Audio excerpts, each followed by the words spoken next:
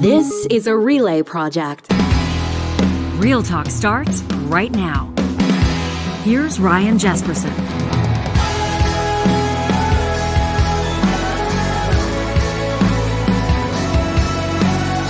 The issue here is algorithms pushing kids towards content they did not ask for. We have research that if kids look at self-harm content, they're more likely to actually harm themselves. The average child in the United States uses 3.5 hours of social media a day. If you feel like body image is a fuzzy issue, hours of sleep is a really concrete issue. We know with kids, if you don't get 7 to 8 hours of sleep, you literally change how kids' brains grow. They have much, much higher risks of a wide range of mental illnesses. It increases substance use, and it hurts kids' academic performance. We live in a world right now where there are teams at Meta, at TikTok. All they do are try to figure out how you can spend more time on their platforms. Now we can start putting pressure on those companies to say, you need to help kids have real choices about signing off. Right now, 1 in 3 kids in the United States is online till midnight or later, which means 10% are probably on till 2. That's Frances Haugen on yesterday's episode of Real Talk. And if you didn't have a chance to check it out, we encourage you to do so with the author of The Power of One, probably more well known as the Facebook whistleblower. She told us why she did it, why she provided tens of thousands of documents to the SEC and to the Wall Street Journal. And then she talked about how she thinks we can fix this mess. A fascinating conversation with somebody who's doing heavy lifting, keeping young people and, quite frankly, all of us safe when it comes to what we don't know right now about social media. You know, we drive these conversations every single day. Today, we're going to find out why Canadians have faced so many barriers in accessing information. What are you entitled to know? I mean, really, Canadians are calling the shots, right? When it comes to government institutions, elected officials, and government, Robyn Doolittle and her colleagues at the Globe and Mail have been looking into this, working on their Secret Canada series for almost 2 years now. She's going to take some time to take us into what they've learned, filing hundreds of Freedom of Information requests so we, average Canadians, can get that information that oftentimes we need to make informed decisions or better understand the world around us. Coming up later this show, we're also going to talk to John Vaillant, the author behind a brand new book, Fire Weather. He's just published this. It takes a look at that Fort McMurray wildfire, the one dubbed the Beast, the one we talked about yesterday, the most expensive, the most costly natural disaster in Canadian history. John's new book takes a look at the rapidly changing relationship between fire and humankind. And we're going to talk about that today, including the politics of fire communication, including, allegations of arson. All of that to come on this episode of Real Talk, which is presented by our friends at Danatech. I wanted to let you know that if you need safety training that actually makes a difference on your job site, you're going to want to look at Danatech.com. Danatech's been the leader in Canadian safety training for more than 3 decades. Their online, blended, and instructor-led training courses combine regulatory compliance with real-world smarts and practical tips from experts who actually know how busy job sites work. You can visit Danatech.com today to check out their course catalog and train your team the right way today with Danatech. Well, if you follow Canadian journalism, you know exactly who Robyn Doolittle is. She's an investigative journalist at the Globe and Mail, and she's one of the lead investigators on this Secret Canada investigation. You can check it out online at secretcanada.com, and we're grateful that Robyn's making time for us on this Tuesday morning. Robyn, welcome back to the show, and it's good to see your face. I know that you've been doing a lot of work. You've been doing a lot of heavy lifting on this project. A lot of it, I imagine, kind of unglamorous work, right? To put it mildly. Filing hundreds of Freedom of Information requests. How did this project first get on your radar? What prompted it? So, my colleague Tom Cardoso and I are both members of the Globe's investigative team. And if you guys are on Twitter, your listeners are on Twitter, you follow any journalists, you're probably used to journalists constantly whining about this thing called freedom of information, FOI. This is the process by which everyone can access public records from public institutions. And journalists are constantly moaning about it that, oh, things we're filing are getting delayed. It's too expensive. I'm getting back stacks of blacked out paper full of redactions. And in October 2021, so that's how long we're talking, Tom and I were talking about this over beers, as one does, and we are just sick of it. Like, let's try to do something about this. And that's where we said, could we turn our investigative reporting skills on the system itself and show why this country has such an unhealthy relationship with transparency and giving people access to the information that they own? So you know as well as I do that some people are going to be listening to this interview. They're going to be listening to the podcast while they're walking their dog, and they're going to go, "This isn't me," right? They're going to go, "I'm never going to file a freedom of information request. I really, honestly don't think that this matters to me." Can we convince them otherwise? I hope so, because guys, people, this is the foundation of democracy stuff. And don't, fall asleep just yet, because the vast majority of people who file FOIs are regular citizens and businesses. They're, media, academics. We make up a very small portion of requesters, even though we might be the most visible ones. People are filing FOIs for things like they want to understand what their school board is doing with class sizes. A lot of requests during COVID around people trying to understand health data and mask research. This is businesses trying to understand why they didn't win a contract, or developers looking for information about property before purchasing it. This is people trying to access their police report, their health information. People are really interested in what government does. They want to know what types of conversations their politicians are having with businesses and developers and environmental groups. I mean, this is what FOI exists for. And in Canada, we are among the worst in the developed world. Our governments are very, very bad on this front. I can ask you why that is, or why you think that is, in just a second. But I think that you just accomplished one of your assignments by laying out examples of what people might request information on. I bet you just woke up a lot of people. I bet some people had no idea that they could look into those. The one that woke me up is a business wondering why they didn't win a contract. That would be something that a lot of people would be very interested in. Was there nepotism? Is there shadiness? I mean, of course people would be curious to know. Exactly. One of the stories that we told in the launch of this project was a small town developer. So this is not, one of the big guys. This is a guy who is a developer in a little city of about 45,000 people in Eastern Ontario. And he was going around buying up buildings that had fallen into disrepair in the downtown core and fixing them up. Second floor becomes a residential apartment, ground floor becomes commercial. And this was tickety-booing along for years. And then there was a dispute with the city at one point, which was trying to expropriate part of his property connected to a widening road issue. Just very small town stuff between businesses and City Hall.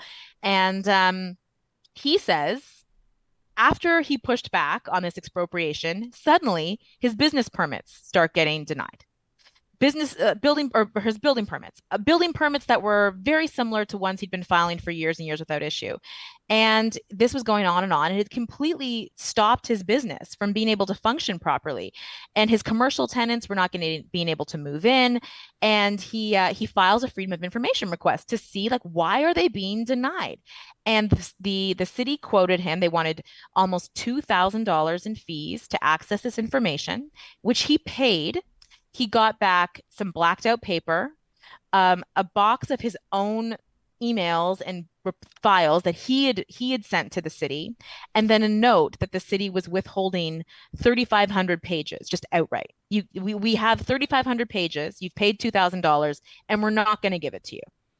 This is what we're dealing with in Canada, which other countries do not deal with. When we were doing this reporting, we were testing just how bad things are. And my colleague Tom and I were filing FOIs with cities for things like contracts. We asked for cities, can we have your garbage collection contract?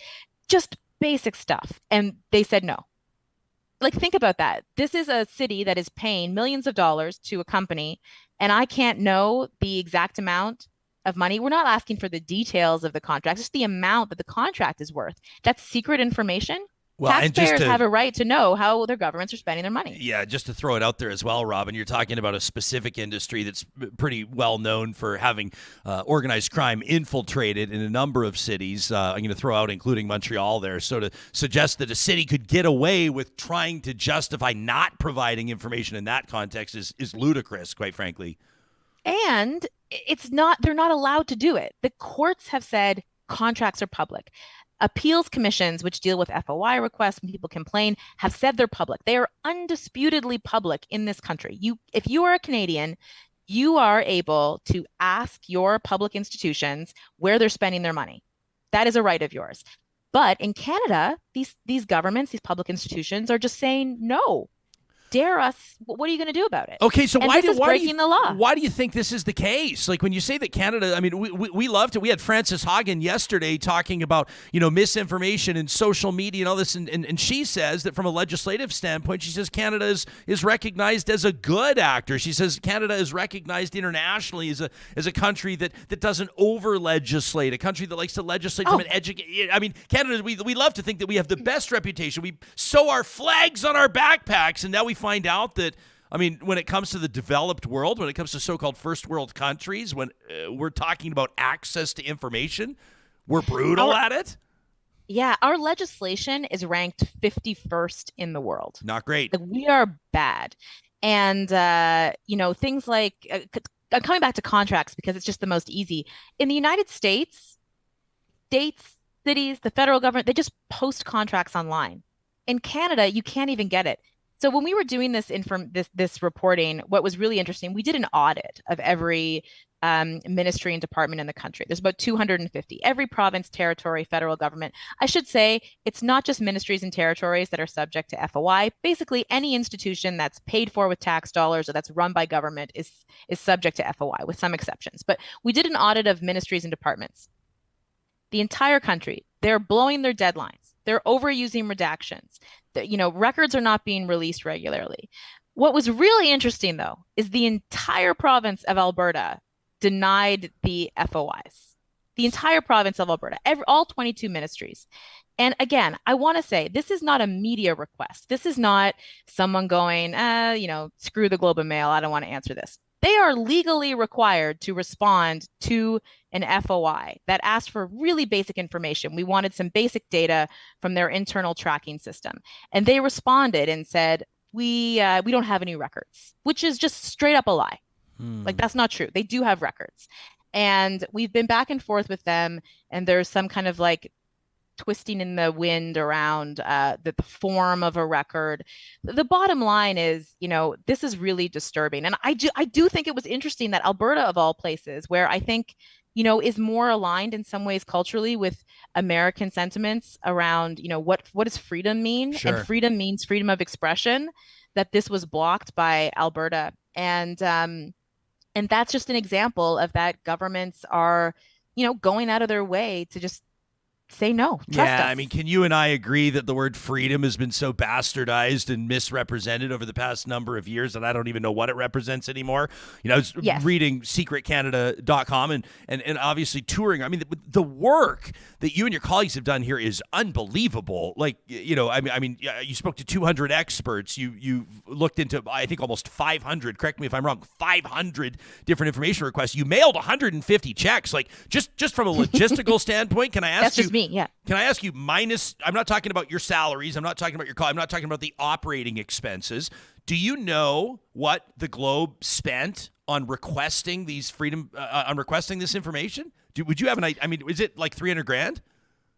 No, I mean, so the application fees, so you mentioned secretcanada.com, and I'm really glad you did. Secretcanada.com is so we have a traditional newspaper investigation being published in the Globe and Mail.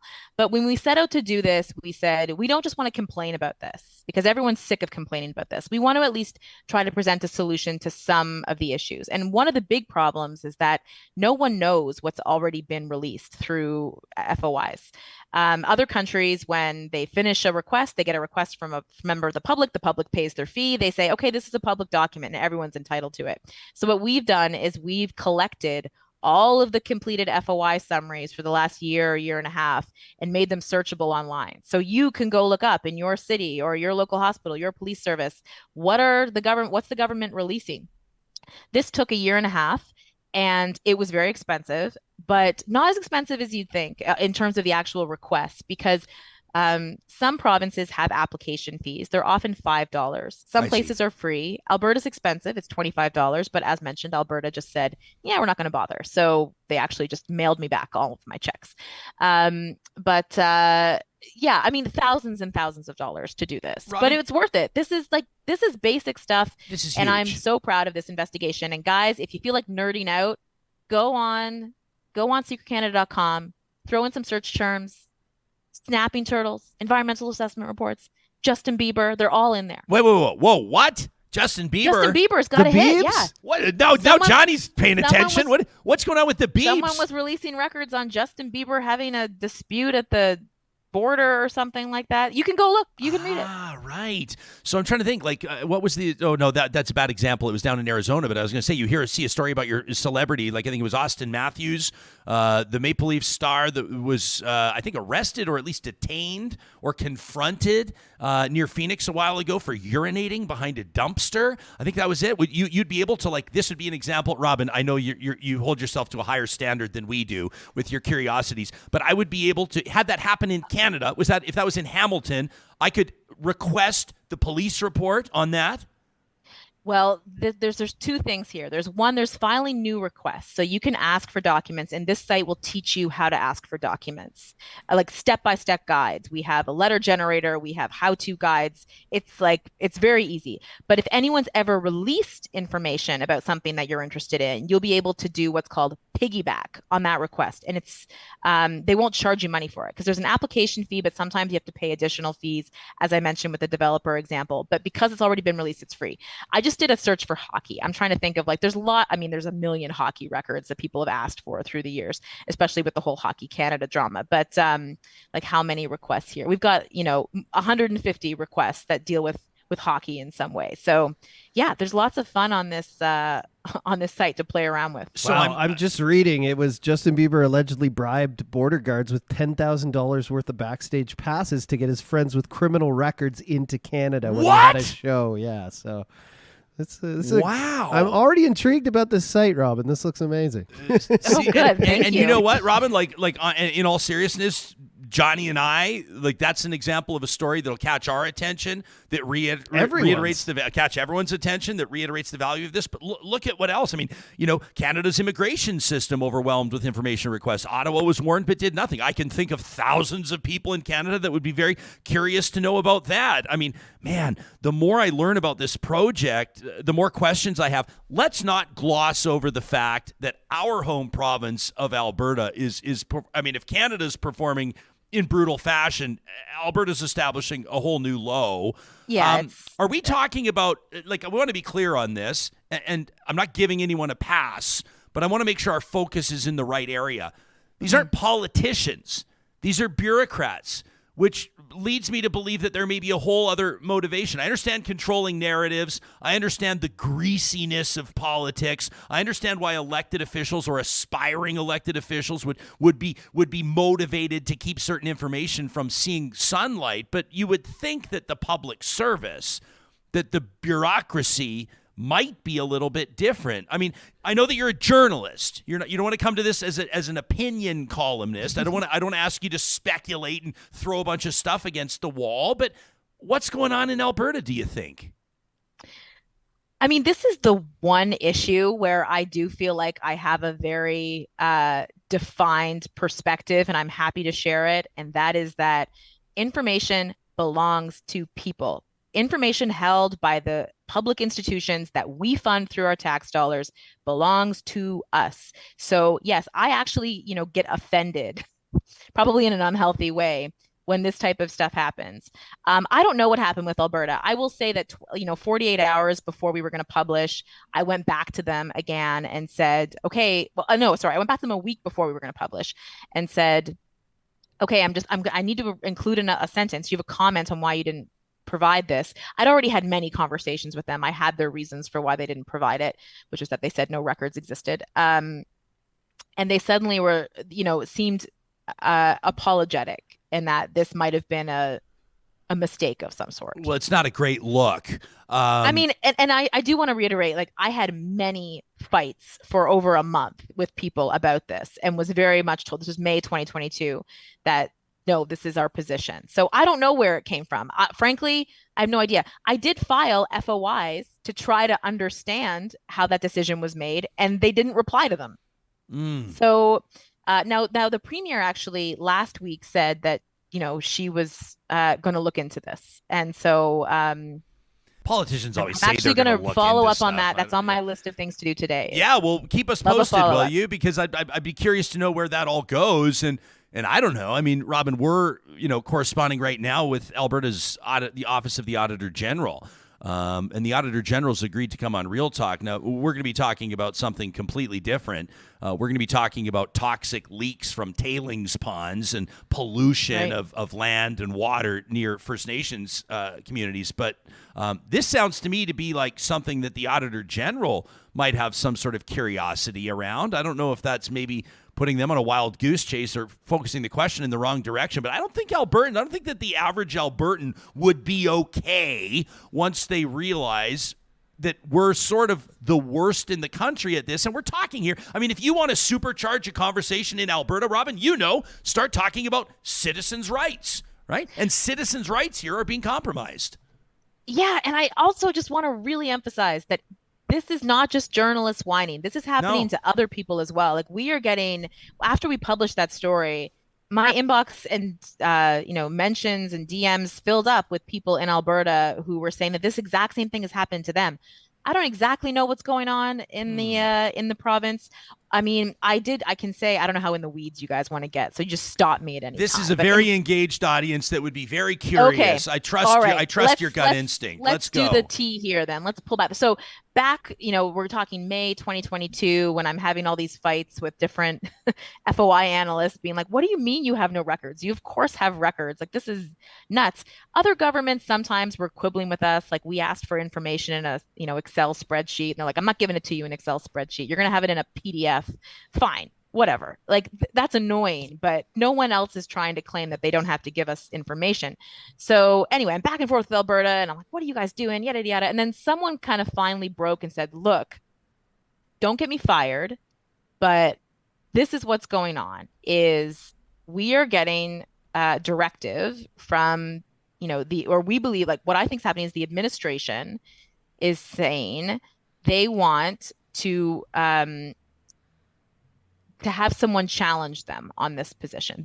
Unless it's really easy, we don't want to fulfill these requests. So, for example, this is the distinction, and this is an example. This is a broader issue in Canada. This happens all the time. If I am requesting, let's say the city of Calgary made a report on bike lanes or something. I can request that report on bike lane if I know the name of it and when it was published. Like, I can say, I want the report titled City of Calgary bike report or something. I can't send a request in for, I'm looking for documents related to bike lanes produced by the city of Calgary. They're saying they're no longer going to do the latter, which is illegal. They have to do it. It is in the legislation. But they're saying that this is what this one analyst was telling me, that they are making it harder and that they want someone to challenge them and file an appeal. If you don't like what a requester or what a government institution tells you when you ask for information, you can appeal to the information commissioner. Every province and territory in the federal government has one. They're very backed up by sometimes as much as 4 years in Nova Scotia. So it takes forever, but they do have some teeth and they can force government to release records. Now, I wish they had more teeth, because forcing someone to release a record 4 years after it was asked for, I don't know how effective that is. But Alberta's information commissioner is aware of this case, and She has the ability to independently investigate this issue. I don't know if she will. She's also on my list today to follow up with with Ethics Commissioner Tressler, Marguerite Tressler. No, it's not the Ethics Commissioner. This is the Information and Privacy Commissioner in Alberta. Yeah. But listen, this is not hard. I also want to say what we asked for was extremely innocuous and boring. There was nothing sensitive about it. It was like, tell us the dates that you receive FOIs and the date that you close FOIs so we can measure if you're meeting your 30-day time limit. And I'd say most of the country, well, the entire country is not. There are select pockets that are. Alberta, I have no idea because they just denied, which I think says everything. Yeah, I mean, who's doing the best here? Average time to process a request. Saskatchewan, not too bad. Saskatchewan's not bad. A few Quebec weeks. is not bad. Quebec's all right. Ontario's brutal. But they're not worse than Alberta. Percentage with records released. Northwest Territories is doing all right. Yeah.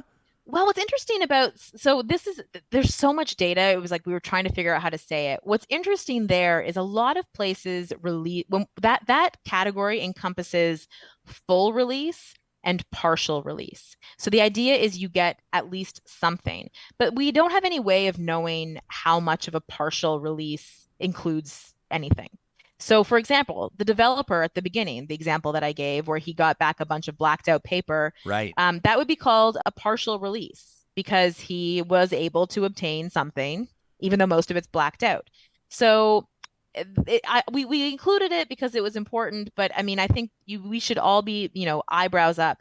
What's really, again, key is a lot of requests, something like 20% of them receive no records responses. So I asked for this report and you say there's no records. And again, not to harp on Alberta, but the Alberta thing was just so telling because they say there are no records, but there are records, 100 quadrillion%. There are records. So I'm that 20% figure that there's nothing really sets off alarm bells for me. Can I ask you, like, what options, like when we you keep saying this is illegal. It's illegal. It's against the law. So what options does somebody have? Someone's not going to call 911 when they get their FOIP request denied. Well, one, email me, and we are going to start naming and shaming because I'm sick of this. Love it. And number two, you can file an appeal with the Information Commissioner, which I mentioned before. This is another big problem in Canada. So in the United States, if you don't like what a government says to you, you can go right to court. And court's expensive. I'm not saying this is an ideal process, but at least it's possible. In Canada, you have to exhaust your administrative court options before you go to real court. So you have to, this is like, I don't know what the situation is like in Alberta, but Ontario, our landlord and tenant board, all of our systems have completely collapsed. They're all backed up like a year, 2 years.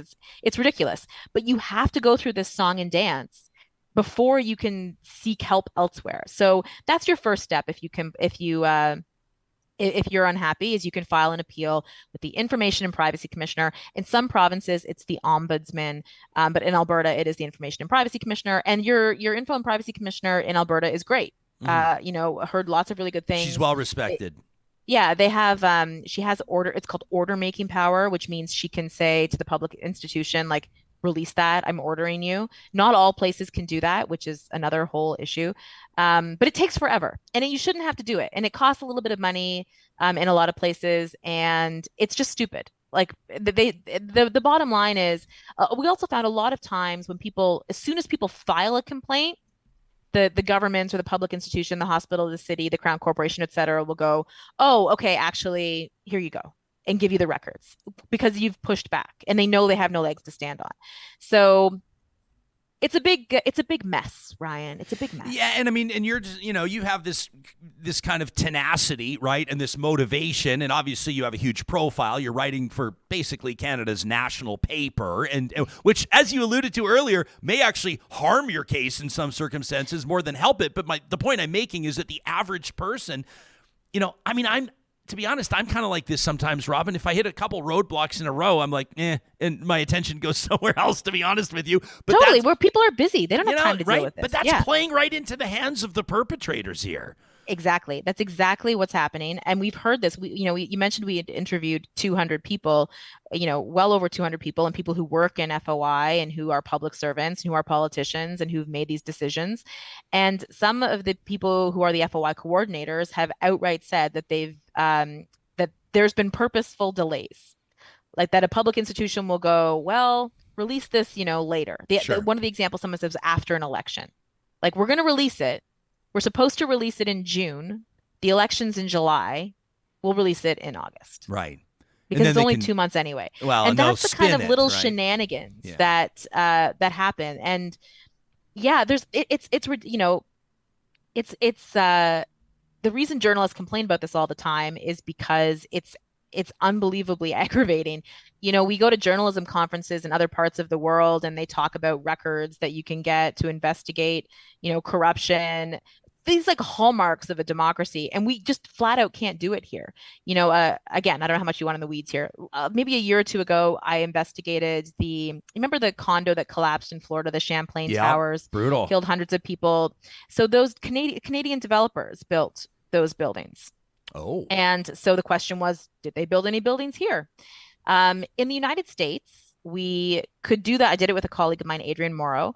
It took 3 days or so to do the American leg of that investigation. We went online, we looked up the developers, they had all their companies, they had all the other buildings that they built. You could get easily court documents connected to if they'd ever been sued. You can find for the tower that collapsed, all of the building permits, all the inspection reports, all of the times that city council debated what to do with them or whatnot. We easily tracked what other buildings they'd built and assessed whether they were safe or not.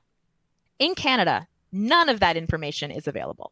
To find out what buildings these developers built in Canada, I took the American information and wrote down all their names and their company names.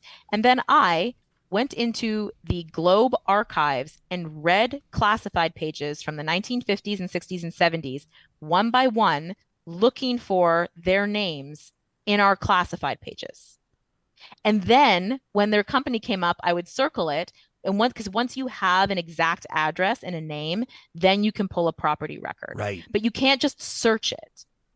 It's ridiculous. And that cost, I think we spent $5,000 because you have to order it out of the archives. So it was thousands and thousands of dollars, and it took months. And it just like, I don't know if you can remember what newspaper classified ads looked like back in the 60s. Of course you wouldn't, but it's just, it gave me migraines for weeks.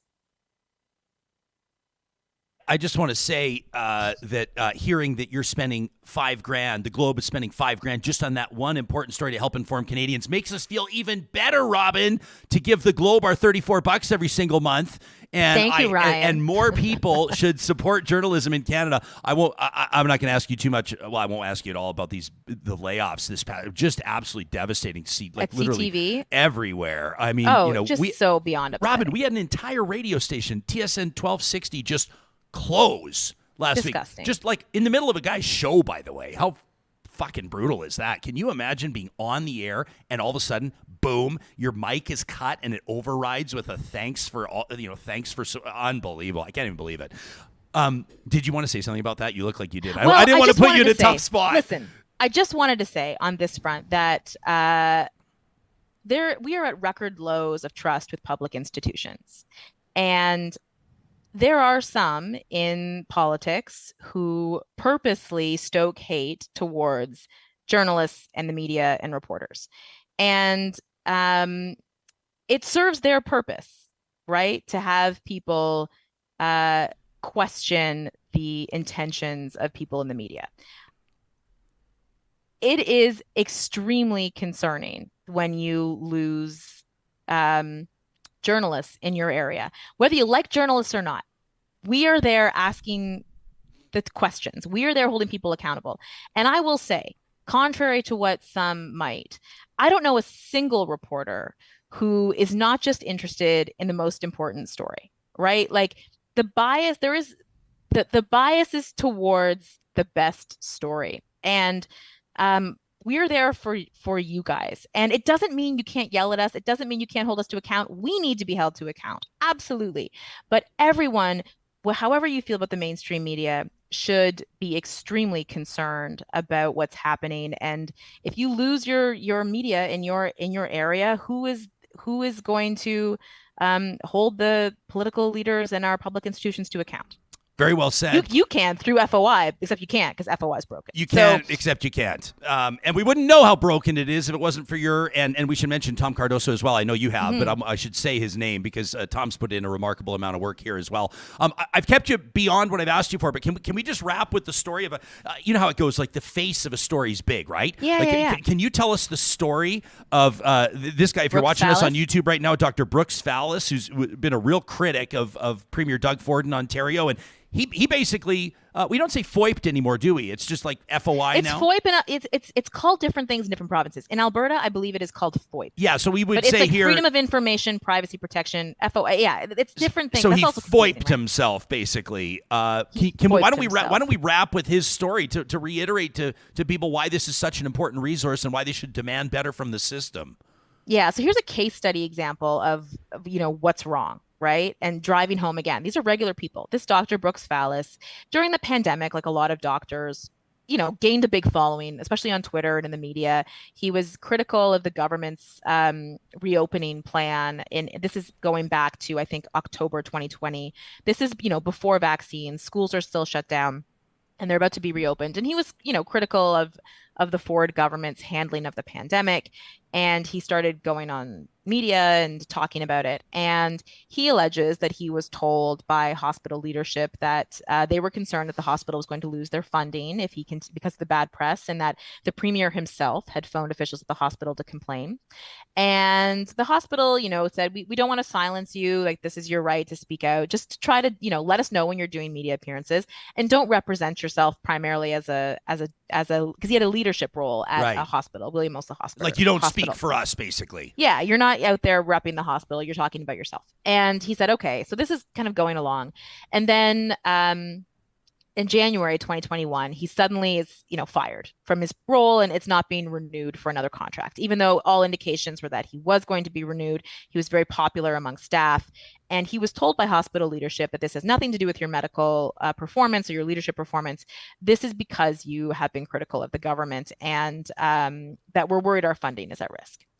And he believes there was political interference, that there was pressure to do this. And so he was unhappy with the answers he was getting from his former employer, and he starts filing FOIs or FOIPs. And what was so interesting in this story, like, is really in the weeds, but he fought back over and over and over again when most people wouldn't. There was an initial estimate that's going to take 8 months to get the records, and he filed an appeal because you're not allowed to do that, right? And fine, the hospital said, okay, we'll give them to you earlier. So then they sent him 175 pages, and something like 40% of the pages had redactions on it. And he was like, no, what's in these redactions? And he filed an appeal, and they said, okay. Here, we'll take another crack at it. And they sent the 175 pages back, and half of the redactions had been removed. And there's pieces of the puzzle that are starting to come together in these redactions. And when he's looking at some of the stuff that they'd removed, he's thinking, well, on what basis are you able to remove them? We haven't talked about this, but Access Information Acts across the country, they all have examples in which people are able, or which institutions are able to withhold information. So if something's a threat to national security, it's going to compromise a police investigation. If it's the personal information of a citizen, that's obviously not going to be made public. So they're redacting things that are like talking about him going on a CBC program. And he's like, why would that be redacted? So he pushes back again. And on this third go round, they say, oh, all right, okay, well, we found more records, and here's this communications plan that they'd established to deal with the fallout from his criticism of the government, and then this kind of inflammatory sentence that a communications officer had written about, this being a risk to the hospital, et cetera, et cetera. In essence, on the third go round, he got the information that he was looking for. And it took 3 appeals in total for him to get that information, and something like 2 years. Jeez. It's still going on. So, and this is, what consequence did William Osler Hospital have for doing that? Nothing. We asked them about this, and they said that the Act gives them discretion, which is true. The Act does give them discretion, but they did also know that they would have to give it up eventually. So that's why they did. Unbelievable reporting, Robyn. I wouldn't expect anything less from you and your colleagues at the Globe and Mail. Thank you so much for making yourself available here. I can tell by our live chat. I told you this is an engaged audience. You're lighting a fire under people. Oh, good. Which is really great. I am so delighted to get a chance to come and talk to you and your listeners about freedom of information, because this, on one hand, sounds like the biggest snooze fest ever, but people, it doesn't get more important than this. This 100%. And don't forget they got merch too. Secret Canada, right there. We got merch. Oh, you know what? Our tell tote us bags this is are on your almost sold out. Instagram. I know. I was going to plug it, but we're actually almost sold out of them. So, well, let's get you to sold out then, So what, people can just check out your Instagram or your Twitter, Robyn Doolittle, Robyn with a Y, and they can go from there. Yeah. They're Awesome. Sweet bags. It's your right to know. Oh, they look amazing. Absolutely. Yeah. Robyn, keep up the great work. Okay, thanks so much. We're proud to call you a friend and a fan of what you do. That's Anytime. Robyn Doolittle. Hit it out of the park. I saw on the live chat here, I saw a couple of people, number one, saying, this is Dennis, says he FOIP'd his own Government of Alberta employment. He said he FOIP'd his file twice as a former employee. Wouldn't that be interesting to request your employment file and see what they had been saying or writing or documenting about you? This is kind of a gut punch, although, I mean, silver lining for us, but I don't mean to put it that way. But Cameron says, I'm here live tuning on Real Talk because TSN 1260 is offline. First of all, it blows. We love those guys. We're good friends with those guys. I just did a wedding where literally all these guys, they were all there. They were all there, and they didn't know the train was coming at them. And they were talking about the numbers and how they've been the best in a few years. It doesn't even matter. It doesn't matter. Numbers don't matter anymore. I mean, you and I know that personally. In an office in Toronto or Montreal or wherever it is, they just look at a number and they say, hey, let's axe this one and make this number bigger. It's all about the stockholders nowadays. They don't care about what impact a station has on a local market. They only care about a bottom line and more money and revenue going to the people who are invested in the company as a whole. I don't want to keep John Vaillant waiting too long. He's going to be joining us in just a second, the author of Fire Weather. So let's not keep him waiting too long. But I will say this. If people know, and we're going to get a little bit local here, but people would know the Forbes family name. Of course. Jerry Forbes, Marty Forbes. I mean, the Forbes family is like radio royalty in Alberta. They established and built a lot of the stations that are very familiar to people. And Marty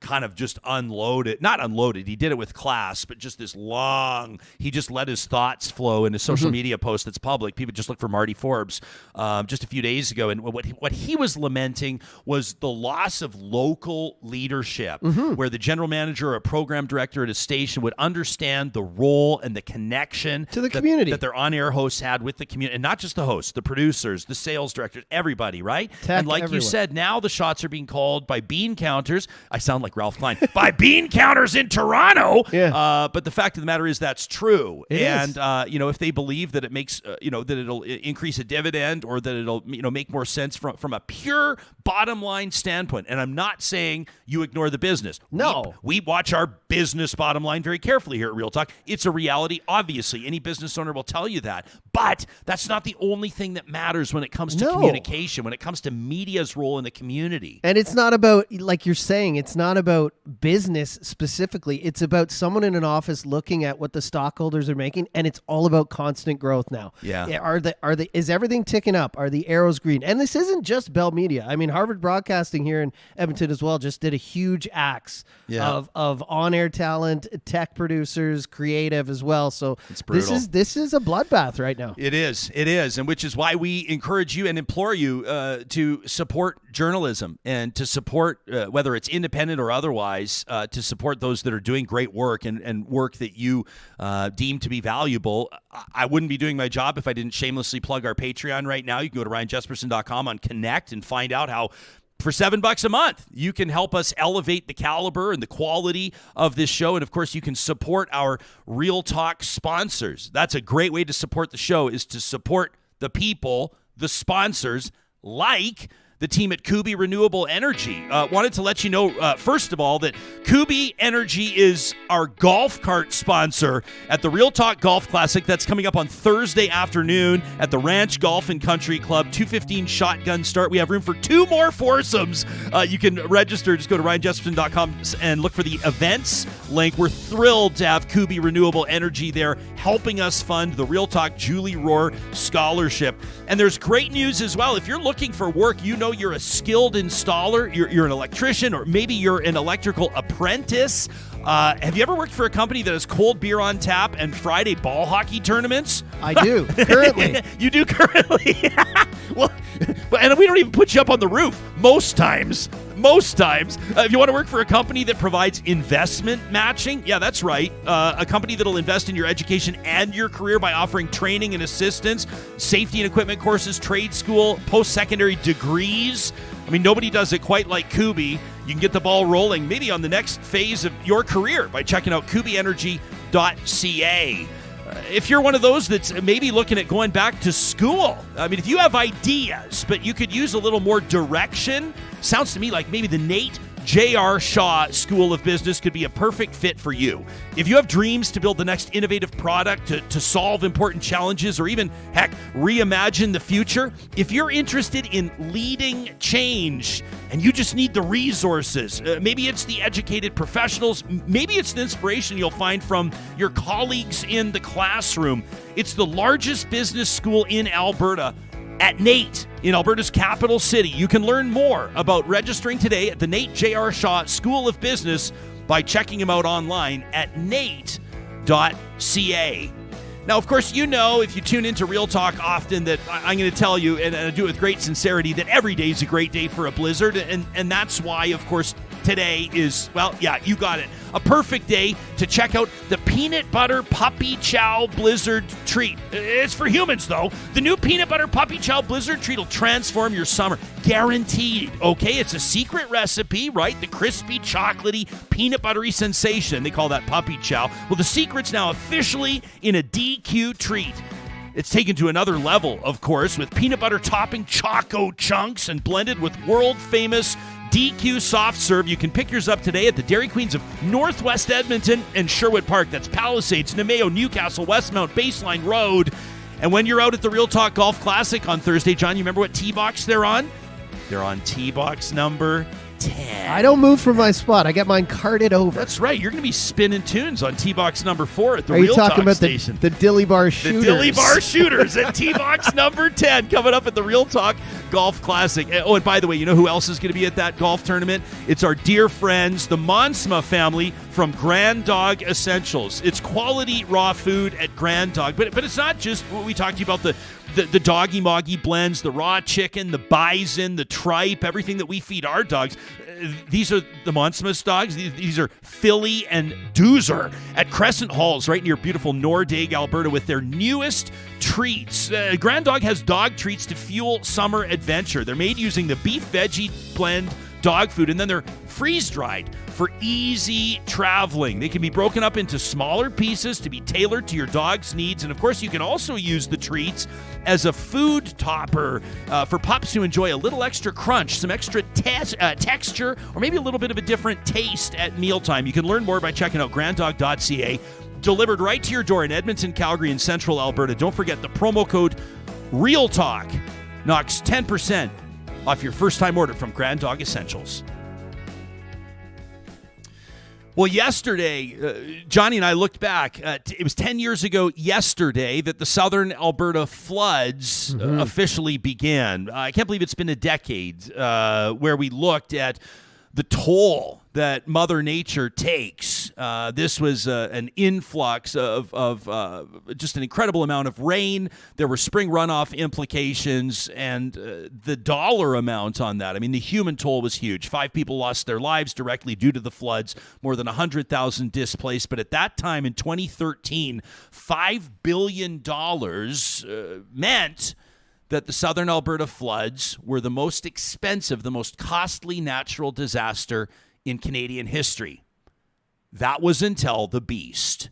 That was until right around Fort McMurray, that boreal forest, a fire started that would level thousands of homes, of buildings, that would see one of the largest community evacuations in Canadian history, and ultimately register as the most costly natural disaster in our country's history.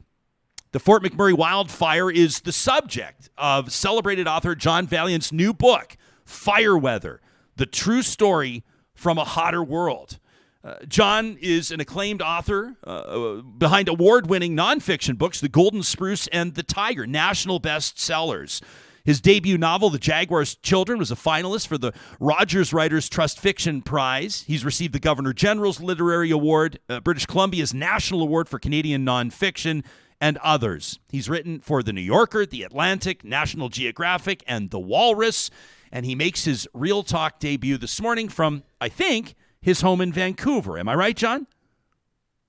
Yeah, good morning. And it's pretty soggy here in Vancouver. Yeah, same as here, by the way. It's sort of uncharacteristically wet this week. But of course, as you know, half of Alberta, it feels like, has been on fire for the last month. And so everybody, I think, is grateful to see this precipitation. Oh, absolutely. It's really good to see. And even the snow. I hear you've got even blizzard conditions, but I think you take your precipitation where you can get it when you're on fire. Yeah, it looked like our friends at Marmot Basin in Jasper National Park at the ski hill there had like 18 inches or something yesterday. I saw some photos of snow piled up on picnic tables. It looked like it was the middle of February. John, what was it about the Fort McMurray fire in particular that prompted you? I can't imagine how many hundreds of hours go into writing a book like Fire Weather. What was it about this incident in particular? Honestly, I think I felt what a lot of other citizens felt when they saw this really serious city disappear under a giant cloud 15 kilometers tall. I mean, there was real fear, real concern for the people. And the idea that a fire could do that to such a well-developed and well-equipped city was really alarming. And then as I looked at it more closely and saw that, there had been frost on the ground a few days earlier, that there were car-sized blocks of winter ice still on the Athabasca River, that lakes were still frozen over, I thought, wow, if it can happen there, imagine what that kind of heat and that kind of fire could do to a southern city. So it really, as remote as Fort McMurray is for so many of us, I didn't see it as a one-off. I didn't see it as a freak event. It really looked to me like a bellwether, a sign of things to come. You describe it as the wildfire equivalent of Hurricane Katrina, and I think that for a lot of people that'll ring true even to this day. I mean, I can't even believe when I see footage. A lot of it's through dash cams. I mean, I'll never forget. I was on the radio live that morning in the mornings to follow, and it was apocalyptic. I mean, I can't even imagine what it'd have been like. We were taking calls from people from the cabs of their trucks. We were taking calls from people. I mean, it was just something that nobody really, I think, had ever seen in the context of a fire that big and that intense, touching down and threatening and ultimately seriously damaging a significant population center, like almost 100,000 people in Fort McMurray at that time. But we shouldn't necessarily have been surprised. I mean, almost to suggest, you wouldn't say it at the time, but it was only a matter of time. I mean, this stuff's been happening for ages. One thing I've noticed, Ryan, as I've studied this and spoken to survivors in California and Alberta and elsewhere, it's really hard to imagine it happening to you. You can see all the news you want to see. You can look at terrible fires in Australia, in Southern California, and it's still really hard to imagine that reality touching you in your hometown until it happens. And ask anybody in Nova Scotia right now. I mean, they're still in shock. They can't believe that an Alberta-sized fire came to little Nova Scotia, and yet there it is. And frankly, the writing has been on the wall climatically and in terms of temperature for 20 years now, really. John, I want to get into the premise of your book for Fire Weather, because you talk about I would say a complicated relationship. That's not necessarily how you describe it, but it's a rapidly evolving relationship that humankind has had with fire. Fire has been very important, obviously, in our evolution. It's shaped our culture, as you write about, our civilization, maybe even our brains. It's allowed us to cook. It's allowed us to heat our homes and power our machines, right? Like fire has been very important to humans, but as you do write about it, it's managed to elude or evade our control. It's an extraordinary energy. And what's amazing is how intimate we live with it. I mean, in a way, there are fires burning in most people's houses 24/7. If you think of your pilot lights, Right. if you think of your stoves, of course, if you think of your car engines, fire is all around us. And because of really great engineering and because of our truly ancient history with this chemical reaction called fire, we have an extraordinary comfort with it. It's almost like, one way to think about it is we relate to it almost the way we do our dogs. It's this alien thing that we allow to sleep on our couch and be in our homes at all times of day, that we trust in a way. And yet fire, kind of like a feral dog, will take what it can when it can. And a candle is a beautiful thing for a romantic dinner, but if it tips over and catches onto your tablecloth, it will burn your house down without thinking twice, metaphorically speaking. So it's an uneasy balance that we have. And what's happened by burning fossil fuels relentlessly for 200 years, we have really altered the chemistry of the atmosphere to make fire conditions more conducive to burning all over the world now. So really, our deep allegiance to fire, a worship of it, you could almost say, because it enhances our own power and our ability to achieve wealth and autonomy so powerfully. We've also enabled it.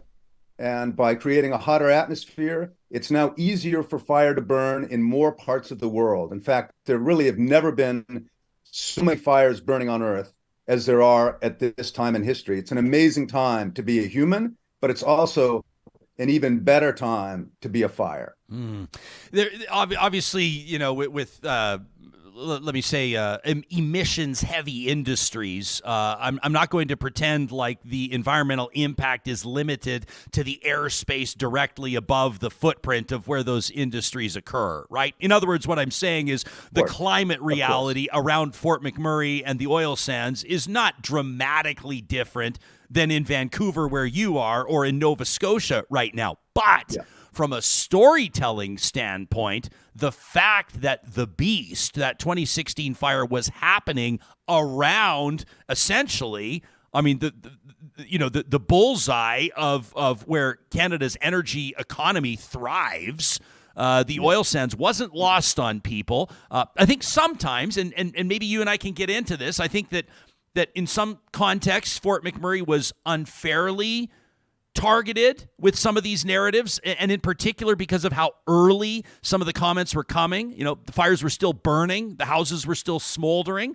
But on another hand, it demanded a conversation that needs to happen, and you have it. You prompted in this book. Yeah, I really agree. And I think I do want to say that when those fires were burning, 99% of the energy going toward Fort McMurray from elsewhere was deepest concern, genuine fear, and a heartfelt wish to help the evacuees land safely. And so that's, there were some climate critics that were, made much of, but I think we really need to keep the focus on the fact that these were Canadians who were in deep distress, and other Canadians really felt that and wanted to help.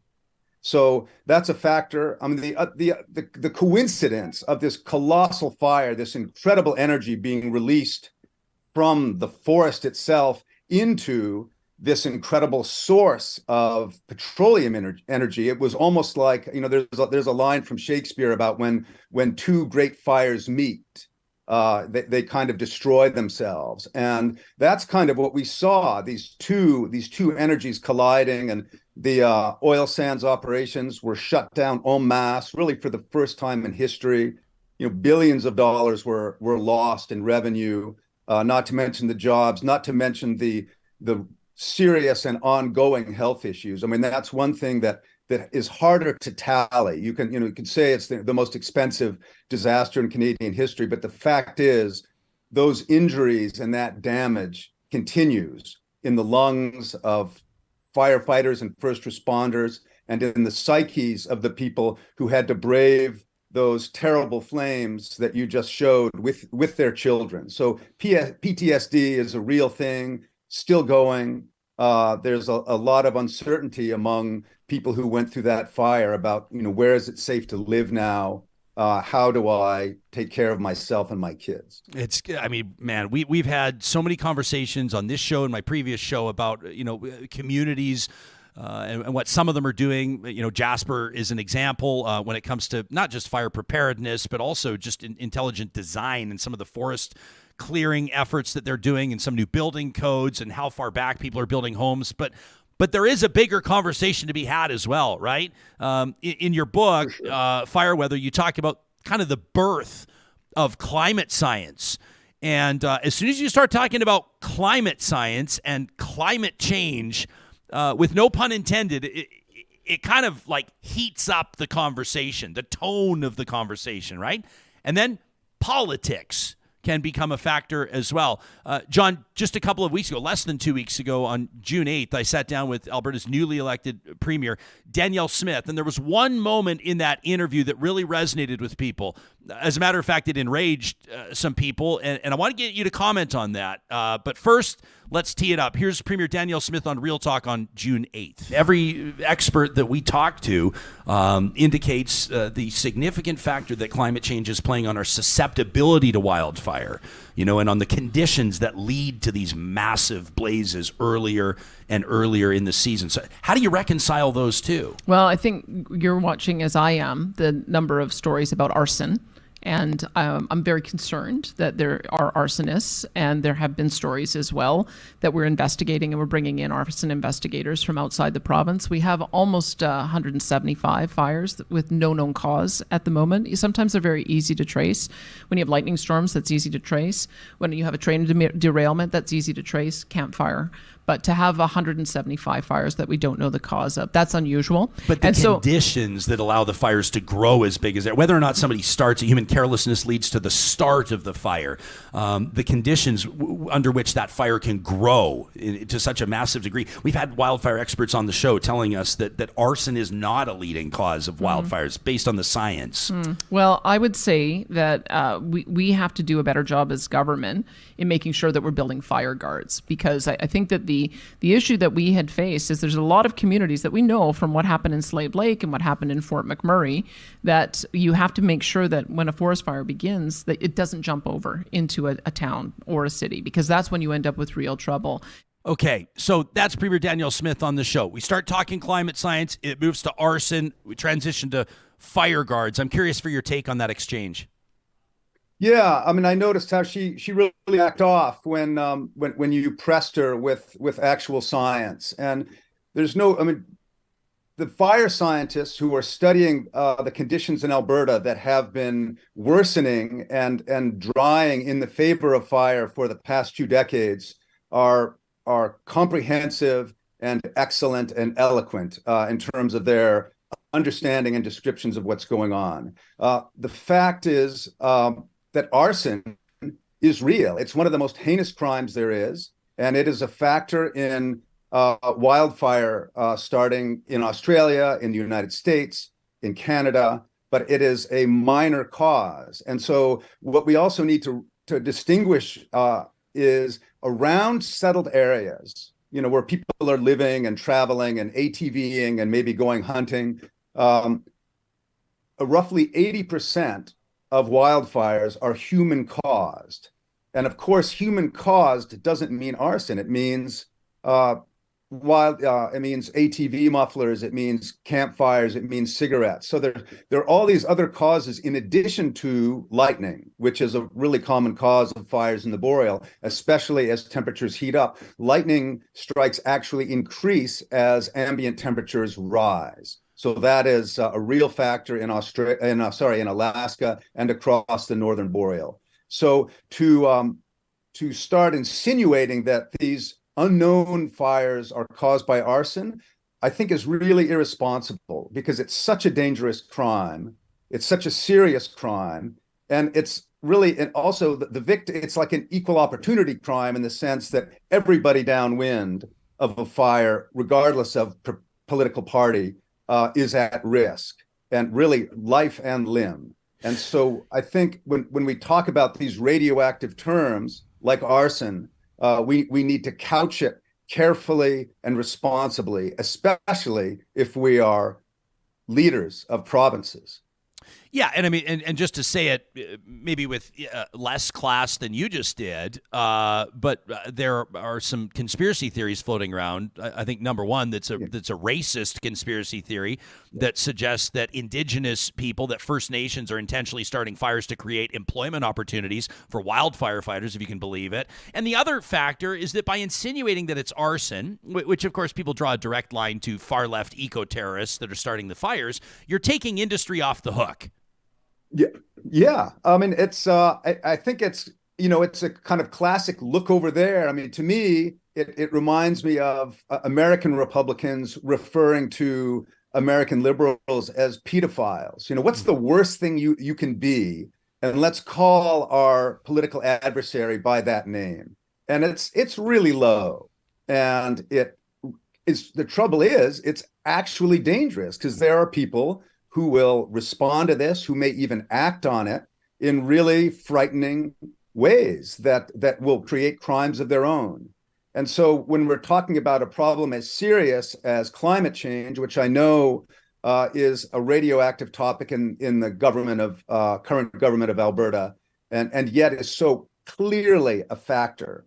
Anybody who's lived in Alberta for 20 years knows it's getting hotter. Anybody who pays attention to the boreal forest knows that it's getting drier. I was talking to an oil patch guy in Red Deer last summer, and he also works as a professional firefighter, and they were digging test pits in muskeg bogs, and they were dry 2.5 meters down. Wow.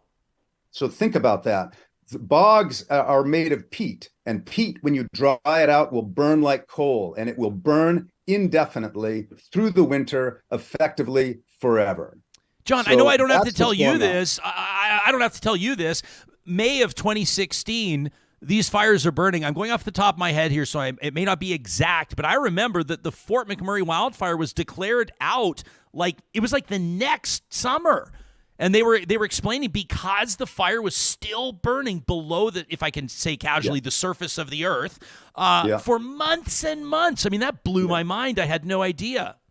A fire can survive the winter burning through root systems and peat, and then it can revive the following spring. And so the Fort McMurray fire, also known as the Horse River fire, was not declared extinguished until mid-August of 2017. So that's 15 months. Wow. That it burned, and in so doing, it burned 2,300 square miles of forest, and hundreds of millions of tons of CO2 was released into the atmosphere. Not to mention the human cost, that we're all painfully familiar with now. And no, these are really, really potent energy sources. And what we're seeing on the Donny Creek fire in British Columbia is now the biggest fire in British Columbia history. And that is saying something. There have been massive fires in that province. It's even bigger than Alberta is. And right now, the biggest fire in its history is burning out of control with 4 months of fire season to go. So we're in a really serious position here in Canada. Yeah, I mean, well, think of the Lytton wildfire in BC. I mean, that was literally, a town wiped off the face of the earth. They vowed to rebuild it with sort of in a fire smart fashion, but unbelievable stuff. So, John, I want to sort of get back to on the show. We always endeavor to have a takeaway. Somebody hears this interview and they go, "Well, what now?" Because if humans are like me, listening to you, and this is not on you, I'm grateful for your writing, but this is the type of thing that can create almost a sense of hopelessness. People are communities overwhelmed by even hundreds or thousands of kilometers. The whole Blame Canada thing in New York State just a couple of weeks ago. I mean, these toxic, wildfire. The air quality plummets, and people kind of go, is this the new reality? I mean, I was a participant in a conversation on the sidelines at a soccer game 2 weeks ago where people are going, I think this is just going to be June now. You write about a new century of fire, and you say that this is just the beginning. So what do we need to be thinking about? So, Ryan, I'd like to say off the top that I'm hopeful about the future. And what's happening is fire is absolutely changing. And so we need to change our relationship to it. We cannot treat it like it's the 1990s anymore. It is now hotter and drier than at any time in human history. And fire is going to respond to that. So we need to think about how we build, what we build out of, and how we manage our construction, for one thing. So building in the forest, in the wildland urban interface, where half of Canadian homes are now built, we need to rethink that. And we also need to rethink what we build our homes out of, because right now they're built out of petroleum products. When you think of, it's amazing that most of the houses in Fort McMurray, which is in the middle of the boreal forest, a fire-dependent ecosystem, most of those houses were sided with vinyl siding. Firefighters call vinyl siding solidified gasoline. Yeah. And then you've got tar shingled roofs, and you've got all the laminates. And so the modern home is actually a very flammable place. And so to build flammable structures in the middle of a fire-dependent ecosystem doesn't make sense when you take the long view. It makes great sense if you're a developer, I guess, but it doesn't make sense if you're trying to negotiate a relationship with a powerful natural system. And so the takeaway from me is, let's look at what's around us. The forest is not just something to be bulldozed over and mined out. It's actually an incredible energy source unto itself. It's also, not only does it sequester carbon, which we need more than anything right now, but it also burns like a son of a gun, and we need to respect it accordingly. And so the third piece of this is the transition that is well underway now to carbon neutral energy. And so, Texas, interestingly, and Alberta are both continental leaders in this regard in terms of moving towards solar and wind and away from adding still more CO2 into a system that we've already supercharged to the point that fires are now able to burn with a kind of ferocity, intensity, and durability that we've never seen before. You know, one of the things that I just drives me nuts, John, and it's so frustrating, is that conversation around flood or fire, in particular, changes in climate, human-caused climate change, emissions reduction, carbon taxes, and the carbon tax is going up again now, and obviously the Trudeau Liberals' political opponents are going to be pointing out, they were just yesterday, that it means and I haven't checked the numbers, I just read their press release, so don't hold me to it, but Pierre Poilievre and the Conservatives say that the new Trudeau carbon tax, the increase in the tax, will cost Canadians 17 cents more per liter at the pumps, and then that resonates with people. It resonates with their pocketbooks, right? And if they work in oil and gas, or if they work in energy, and again, I feel like I have to offer all these disclaimers. I'm almost embarrassed that I do, but we support oil and gas. The oil and gas has built Canada. It's fueled the economy. We're grateful for it. Because you have to say these types of things, because the conversation just gets so dumbed down. Someone like you and I, we'll sit here and talk, and we'll say, look at the flood, look at the fire, look at the devastation. And someone will say, whoa, did you ride your horse to work? Or are you going to ride a bicycle down to Phoenix for your vacation? And it's kind of like we can't even have like a conversation take the politics out of it. Obviously people want to preserve their employment. I get that. But at the same time, we're talking about, and again, here's another loaded word to use, but I'll stand by it, an existential threat to humankind on the planet. And it's such a polarized conversation. I feel like, we'll keep having it because you can't shut down these conversations here, and I think that they're important. But do you share my frustration? Oh, it's really alarming. And what I've found is when you get, and I spent a lot of time in Fort McMurray talking to people who work in the petroleum industry, and when you get people on their own, and most people are really rational and are trying to make good decisions, and so to find these kind of simplistic, polarizing arguments, about did you ride your horse to school, etc., is most people won't go there. Most people will talk to you like a sensible human being, and these kind of lightning rod polarizing arguments, which basically neutralize an ability to move forward. And it seems ludicrous to me to be concerned about a 17-cent increase, frankly, in anything, when you compare it to the absolutely traumatizing and billion-dollar costs of a major flood or a major fire. And nobody wants to go through that again. And I think almost anybody that you spoke to would say, I would like to do things in my life that would reduce the likelihood of that happening again. And, this is a big ask to get people to act on climate. It's so huge. It's so abstract.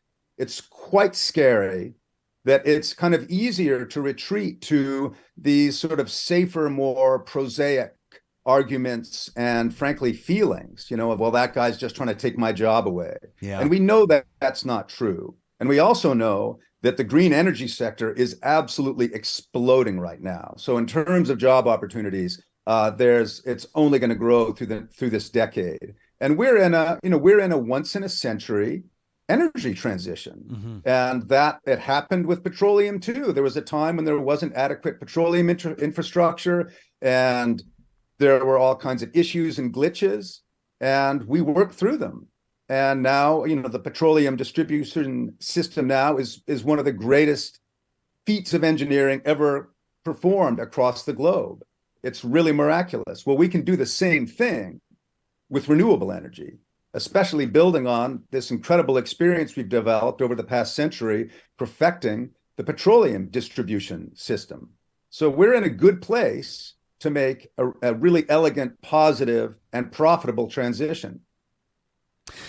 Our live chat is just this like army of engaged citizens, and what you're saying is really resonating. And I just wanted to give a shout out to a couple of people that are making great points. I mean, John right now says our house insurance just went up $300 a year, effective August. Absolutely no reason other than shared cost for claims due to fire and flood. Curtis right now says insurance rates are up like 30%. Because of climate-related disasters. Who cares about 10 cents a liter? So, I mean, these are points not to dismiss concerns that people have about their bottom lines at a time where life is more and more expensive. But I think that sometimes we need, to be honest, to give our heads a bit of a shake and have a bigger picture conversation. It's just a fact. Absolutely. Well, I mean, Ryan, right now in the state of California, State Farm and Allstate have just said that they are issuing no new fire insurance for new builds in the state of California. That's a state with as many people in it practically as all of Canada. And so when you have huge old national insurance companies refusing to cover entire states or entire provinces, that is going to change the culture, not to mention our bottom line. So 17 cents, you can sweat all you want, but let's look at the real issue here. Where are you going to build your house? Who's going to build it? And that these are all responses to climate change. These are what are known as cascade effects to these recent disasters. And it's real, and it's coming to a town near you.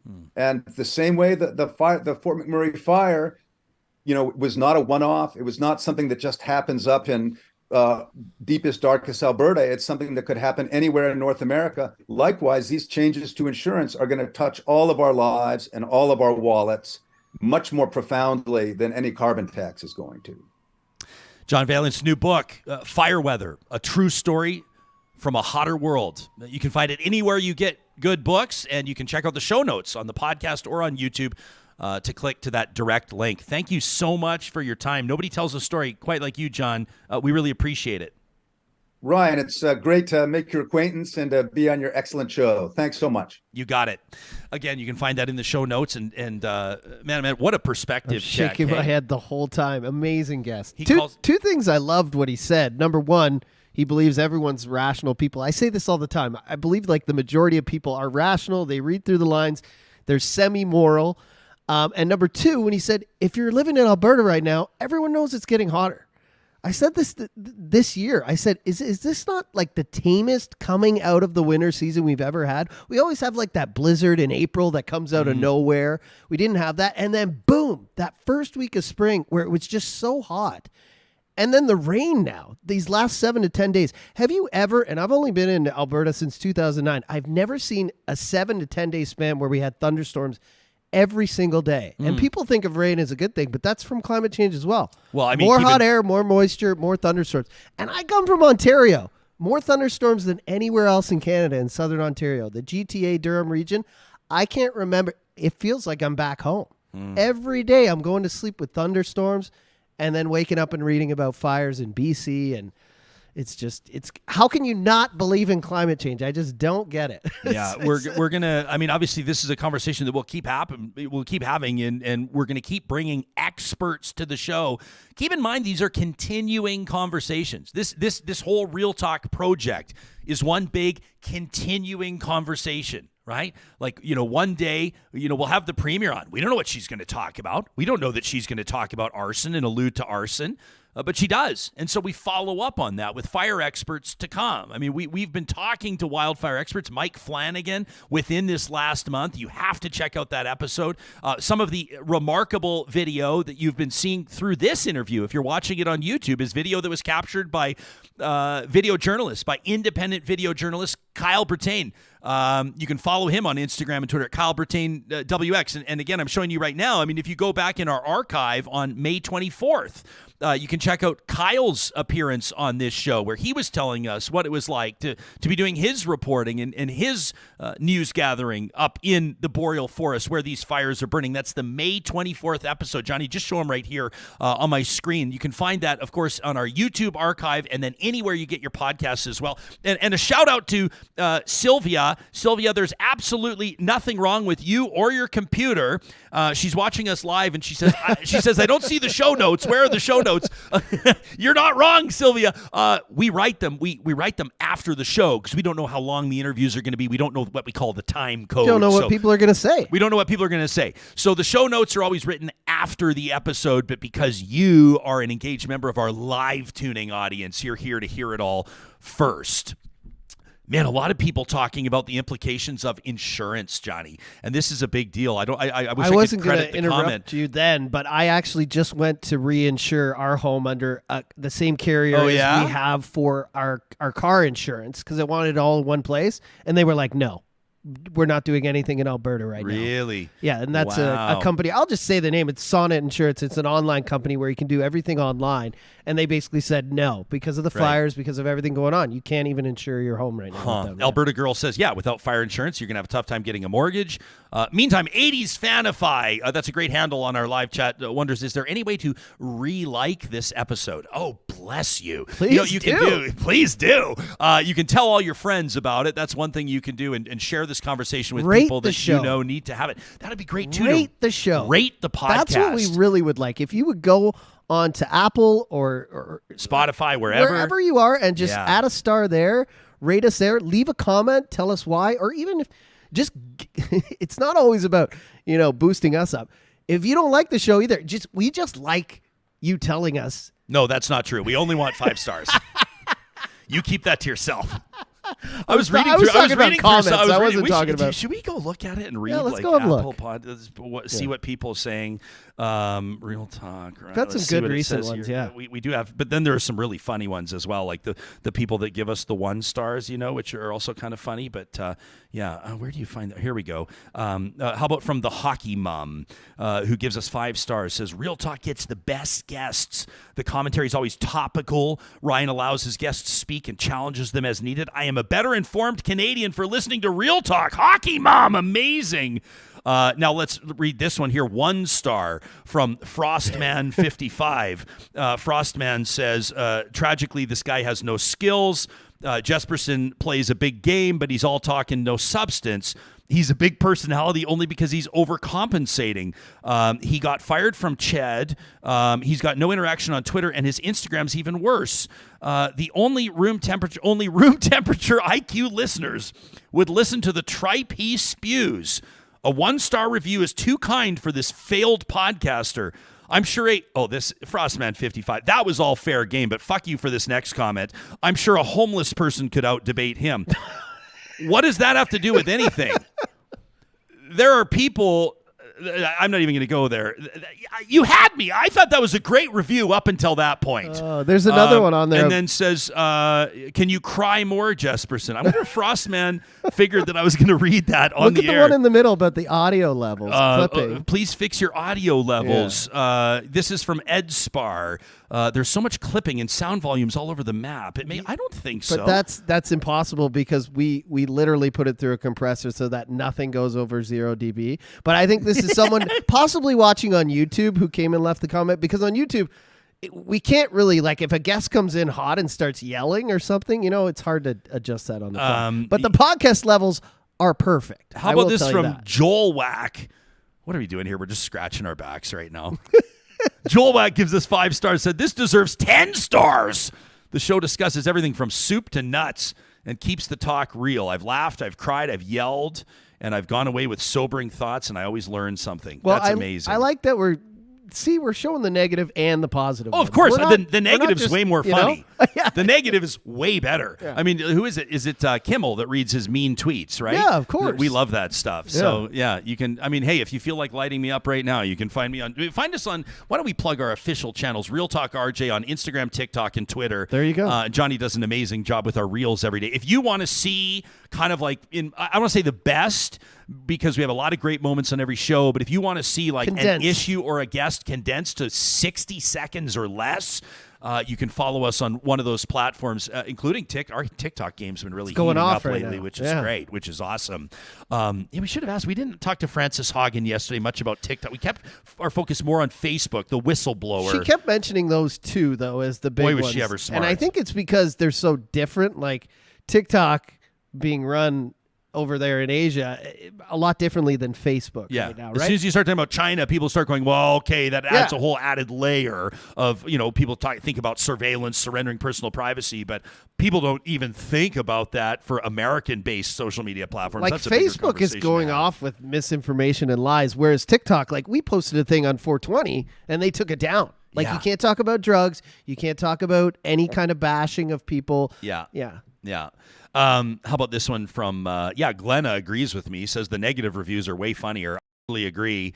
And Tony says, when Real Talk has Rick Bell on, I have to turn the volume down. That's one of the guys. Like they come in and they're like, "Hey Ryan, how's it going today?" And then all of a sudden they're like, and then he's like, Albertans, I don't want to scream in the mic. Sailors. But yeah, it's hard I freaking love when Rick Bell's on the show. What a beauty. Many of you saying that, Ben here says Real Talk can be quite emotional for everybody. It makes things fun at times. Others of you saying that, that you have, laughed and cried and sometimes in the same show, which is great. We never endeavor to make you laugh that's not true. We do. Never endeavor to make you cry. But sometimes we know that, a story just resonates a certain way. Heck, I've shed more tears on Real Talk than I did in 15 years in media before that. So, and sometimes they're happy tears. We're talking about fire. And one of the other ways that you can support this show is to support our sponsors and the team at Complete Care Restoration right now. This is, they're busier. It's always good to be busy when you run a business, but it's a bit of a gut check and a gut punch for them as well, right? Because they're helping people get back on their feet, recovering from fire damage and flood damage. And unfortunately, this time of year, they're getting more calls. There's more claims. Now, it's good for them as a business, but quite frankly, they've spelled it out to us. They hope that none of you ever have to call them at 780-454-0776. But if your family is navigating that nightmare, or maybe you've busted open a wall for a renovation, you found mold in there, or maybe asbestos you got to get rid of, you can trust Complete Care Restoration. How do I say that? Not because they pay us, but because we hired them to build our studio, and they did an unbelievable job. Johnny and I think of the one time he had the drill bit, and they're punching a hole in the wall to run a cable through, and they got a second guy there with vacuuming the dust vacuum as it falls under the drill. The dust wasn't even hitting the floor. Like, come on, that's one example. That's one example of how they conduct themselves on the job site. Every single night, everything tidied and cared for before they started work again the next day. 2 thumbs up for Complete Care Restoration from all of us here at Real Talk. If you're streaming us live on the Mixler audio app, that's presented by our friends at California Closets. They're building custom closets and storage solutions for the entire home, and it all starts with a free design consultation. You can get that started today at californiaclosets.ca. My wife, Carrie, and I hired their team about 10 years ago, actually, to build out an entertainment center for us and help us with our closet space. We've got an old home, and the closets needed some help. But what I'm loving is what California Closets is doing with garages now. The garage is the workhorse of the home, so why not make it work for you, right? Custom designed cabinetry, drawers, shelves, specialty storage racks create a purposeful room for efficiently storing garden and snow tools. And then, of course, don't forget, they can also help you out with those underused rooms in your house. Johnny, you want to show that? This is a Murphy bed that a Real Talkers Amy and Dustin had installed. They told us it took the California Closets team 1 day to install it. Look at this thing come down here. You don't even have to take the flowers off the shelves. That's amazing. Look at this. The shelves underneath move the bed as the bed comes down. Are you kidding me? Unbelievable. And just to talk dollars and cents, they told us this was $2,000 less than the competing custom closet company. How great is that? You can find that at californiaclosets.ca. We also want to give a big shout out if your investment this year in your personal space is going to be on the outdoor side of things. Eden Landscaping is bringing outdoor spaces to life and has been doing so for 20 years. We're working with Mike and his team currently to get our backyard transformed. And we're working on a pretty tight budget, to be quite honest with you. And Mike has been amazing, helping us find a perfect solution to make the most of our space. We need it to look good, yeah, sure, but we need it to be functional. And they're doing an amazing job with that. You can check out their portfolio online at landscapeedmonton.ca. They've got more than 20 years of experience, which means they've got a lot of referrals and a lot of return business. You can talk to them with the confidence that your job is going to be done with thoughtful, flowing vision. You're going to see the function increase as the landscape matures. Lots of planning goes into it. You'll find Eden Landscaping at landscapeedmonton.ca. And our friends at Apex Automation want you to know that they're hiring right now. So if you're a professional engineer in Canada, chances are you're going to find a fit at Apex Automation. If you're an electrical engineer, instrumentation, computer science, process or mechanical engineer, even an instrument technician or an electrician, they want to talk to you. They want to have a well-rounded team that can deliver turnkey projects for their clients, and they know that not one person can do it all on their own. Plus, they give back to the communities that they live and work in, and that means that in Edmonton and Calgary and Lloyd and Saskatoon, every year, they're providing tens of thousands of dollars supporting local charity events. We want to also congratulate Apex Automation for opening up their brand new field office in Houston, Texas. It's one of the fastest growing automation firms. The Real Talk Live studio audience loves that announcement. One of the fastest growing automation firms in the country. That's Apex Automation. The band did a good job there of wrapping up right on time. I told him. I gave him the You gave him the 10-second come wrap. Come on, here we go. Wrap it up. Larry over there playing the bass. Well, now I'm really focused on the audio levels because of that comment. Good really job. grinds my gears. Why did you direct me to the one-star comment that directly criticized your job performance? Because I feel you should have directed me to one that talks about how my questions are bullshit. But I'm a positive and negative reinforcement guy. So of course I go read all the comments that are bad, and you want to improve. Yeah. But I also listen to the show every day on the way home in the car, so I thought that comment, especially from this year, was a little off because we've done a lot to improve the audio quality of the show. So that when you're in the car, we have guests in here where there's like 4 or 5 people in here at a time. It's hard after to get all those audio levels right, and I do a lot of work to try and make sure. Improved it? Along with your technical expertise, investment from our Patreon supporters. That's how we improve the audio of the show, and so we want to thank all of you. I love this comment from Emma, who says, I've cried listening to Real Talk as well. That first chat about grief with that gentleman who's a funeral director, I believe, Jeremy. Oof, says Emma. Emma, do you remember? We had Jeremy Allen booked on the show, and then the night before he was booked to talk to us, his dog passed away. I know. And the first half of the conversation was a guy who's you can check out what he does at deathed.ca. He helps people navigate the discomfort of grief and loss. He's not just a funeral director, and that's not taking anything away from people in that incredibly important profession. But he's like a grief counselor. He's a grief educator. and his personal perspective. I mean, the tables were turned, right? And Emma, you're right. That was, oh my goodness. Emma, I'm so glad you mentioned that interview. You can check our podcast archive and, of course, our YouTube archive as well. Coming up on tomorrow's episode of Real Talk, this is the Wednesday episode. Have you ever heard of Paris Marx?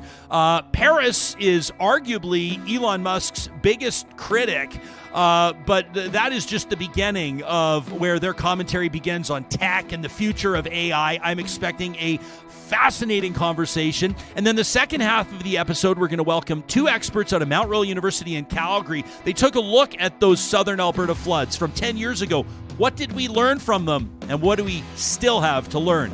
We'll go there.